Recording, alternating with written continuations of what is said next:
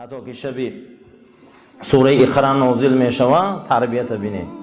در غار حرا حضرت شتگی بودن که اولین مراتبه با کی واخوردن در همونجا سوره اقرا نازل شدند. جبرائیل امین. حضرت چیکار کردن؟ جبرائیل امین چاخ کردن. 3 مراتبه حضرت جقیدن، فشار دادن، گفتن اقرا بسم ربک الذی خلق. بخوان. گفت من خواننده نیستم، خیلی نمیتونم، من ایودش نمیبرم، من یگان جا نخوندم، من علم ندارم، سواد ندارم، مکتب ندارم، مدرسه ندارم. خیلی با حضرت آغوش کردن، جقیدن. حتی که حضرت گفتن که همون تا سخت جقید مگه گمان کردم ایهوش میرم. جناب پیغمبر 3 مرتبه قریب ایهوش رفتن. اکنون در انا همین جقیدن از هوش رفتن حضرت در علم لدونی خدا گذاشت. میگن چه خیل از یک کامپیوتر کلان من در 15 دقیقه در یک فلش میگیرم شد. در 15 در 5 دقیقه میگیری ازی. با قوت‌ترین کتابخانه های دنیا رو در یک فلش میگیری ازی. در یک دیسک میگیری. که مخلوق اکنون یا چی اختراع کرده، یا خلق کرده، یا چی آفریده، ایش در ایش هزارها کتاب در یک فلش میگذاره که تو نیسته پروردگار پیغمبرش علم گذرانده نمیتونه. این نمیده حیران میشه. چی من نمیتونه؟ قدرت نداره که علم گذرانده او. اگه مخلوق میتونسته یا دیسک ده 100 هزار کتاب جا کنه، اما رسول الله جا کرده نمیتونه. خدا خالق ما نمیتونه این کار کرده. البته شبی انامو غار حرا که 3 بار آغوش کرد جناب پیغمبر جبرائیل امین، این علم الهی گذشت حضرت ده. علم گذشت، پر شد وجودش. برای همین معلم تربیتگری ما در این زمین و صلی الله علی محمد، درود به اندازه بر اون محمد صلی الله علیه و سلم، پیغمبر امی که خط سواد نداره، اما دنیا امروز از حضرت گپ میزنه. نگار من به مکتب نرفت و خط ننوشت. او مکتب نرفته، خط ننوشته. حضرت حافظ میگه لکه هزارها مدرس معلم شد. و آلیه بر خاندانش، به ازواجش و زنهای پاکدامنش، و صحبه با صحابگان بزرگش، و سلم سلامی با برکت، تسلیما کثیرا سلامی با برکت و درود و رحمت بسیار تا روز قیامت باد. با خدا خود در قرآن امر میکنه که فسبح بسم ربک الذی، من تسبیح گوی. وقتی که آدم در داخل بحر شنا کرد و در داخل بحر شنا کرد و دست کشید و پا زد، عرب او را میگه یسبحو. عرب او را چی میگفتن؟ یسبحو. آدم وقتی داخل یک کلان کول درای آبازی کنه، مقصد او چیه؟ یسبحو. یعنی که او چیکار کرد؟ شنا کرد. مقصدش در باید رسه یا از این بر او بر روه یا ای بر ای بر برویه. کوشش کنه که کجا برویه مقصدش، یا خشکی در برویه.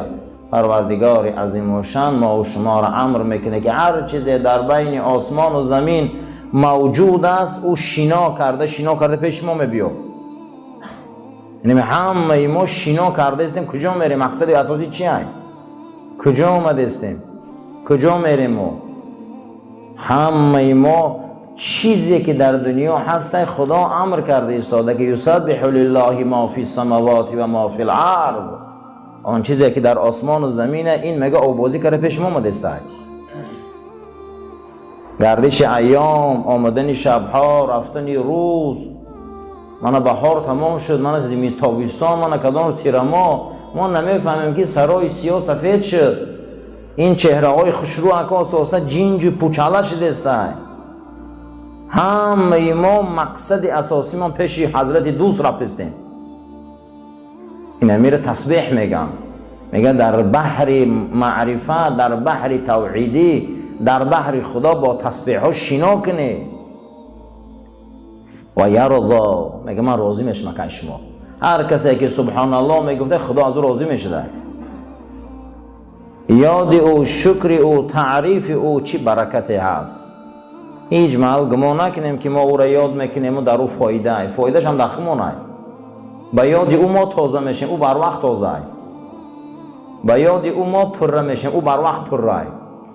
او هیچ محل محتاج به یاد کردن ما نیست، ما محتاجیم.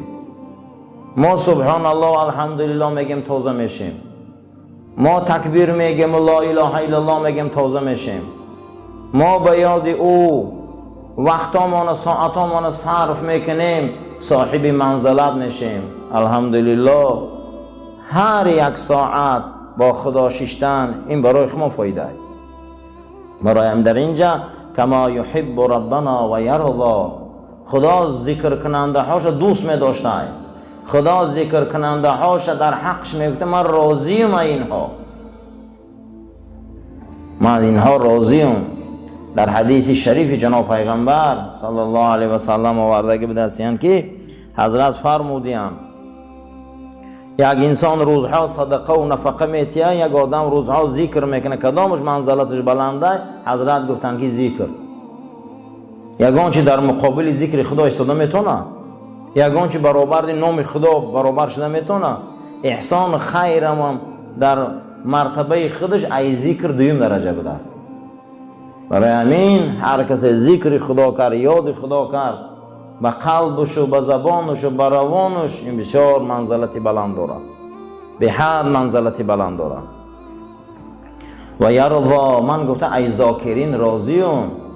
الحمدلله رب العالمین، یعنی اولین آیه مبارکه قرآن. الحمد، تمام تعریف ها، تمام شکر ها، تمام وصف ها، تمام خوبی ها همش ای خداه. الحمد معنیش همینه، یعنی که هیچ چیز غیر خدا لایق تعریف حق نیست. و تعریف هامونه، تسبیح هامونه، وصف و شکر و یک کس وصف و تعریف میکنیم، میگه خدا را کنه، خدایی که از یک قطره آبی ما را زیبایی داده و اینقدر ما را راست کرده، هیچ کس به این منزلت نمیرسه. لله رب العالمین، او تربیتگر مونه، او را تعریف کنه. حق تعریف و حق توصیف و حق تمام خوبی ها حق او هست. و کما ینبغی لکرم وجهه، حق داره او خدایی که درگاه و حکمت او حرمت داره. و جل ذکره، یاد او چی بزرگه، جلالت او چی عزت داره، بزرگی او چی عزت داره، زیرا که ما را از هیچ چیز خلق کرد. تربیت و اخلاق از همینجا سر می شود. برای چه خدا را حرمت کنیم؟ او رب العالمین است، تربیتگر مون است. اوتر برای چه حرمت میکنیم؟ آخه بیچاره کلام مون کرده، نون مون خرید داده، چای مون داده، لباس مون داده، هیچی نبودیم.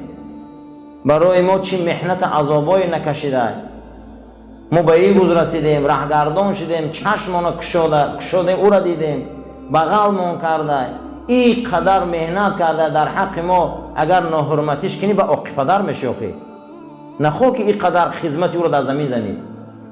من آوازی کنم اما نه بچه دار و دخترچه داریم، اما کرمی نهکار چه کلان میکنیم، اما او کلان شو 18 و 20 شو که گپ گردونه با خیلی میشه با جهنم نمیره، با جهنم نمیره که او را میده که کلان میکنی. اما خدا را فکر کنیم که در هیچ جا نبودیم خوفمون کرده، هیچی نبودیم چیزمون کرده، خیلی که او را به اطاعت نکنیم جهنم نرویم، اطاعتش نکرده جهنم میریم. در دین ما اخلاق ای چی سر میشته؟ تربیت. در دین ما اخلاق ای چی سر میشته؟ تربیت. آخه خدا مربی مونه، تربیتگر مونه. در اسلام حقوق ای تربیت سر میشته. در اسلام حقوق ای چی سر میشده؟ ای تربیت. تربیت کردن در کاره و حق داره که اکنون تربیت او کردگی را چی میکنی؟ جوابش میدی. این حق در اسلام حقوق ای تربیت سر میشده. در اسلام حقوق ای تربیت سر میشه و حتی که همین خیلی سخت میگیرن که اولی زن نداری باید نطفت تربیت کنی. زن نداری باید نطفت تربیت کنی که نطفه تو باید از حرام پر نشود. اسلام ولی زن نداری خیلی تربیت میکنی، ولی جای زن گرفتن اکنون برای انتخاب زن با یک کتابی دیگر، برای انتخابی که تو باید کوشش کنی که حلال خوری حلال پوشی با یک کتابی دیگر، یک کتاب نه صدها کتابی دیگر. یعنی ببین که اسلام چه دینی بزرگه که حقوق اسلامی ای تربیت سر میشه. چی تربیت؟ او تربیت چیه؟ و صلی الله علی محمد. آمد معلم اکنون، معلم ما آمد، معلم ما نامش محمد مصطفی بوده صلی الله علیه و سلم. نبی بوده، خبررسان خدا بوده، امی بوده، بابا خط سواد نداشته. یک نبی امی، نبی که او امی خط سواد نداره، برای ما یک تعلیماتای دادگی که یگان تاش دروغ نیست. این دادی خدا که برادران، بعد خدا آدم تیه به اکادمی و به یونیورسیته هم میداده. خدا اگر آدم تیه نخوانده هم میداده. یک آدم صحبت میکنه که چه خیلی خدا در چه خیلی علم ای رسول الله میدونه، یگان جا رو نخونده، ای کجا میدونه؟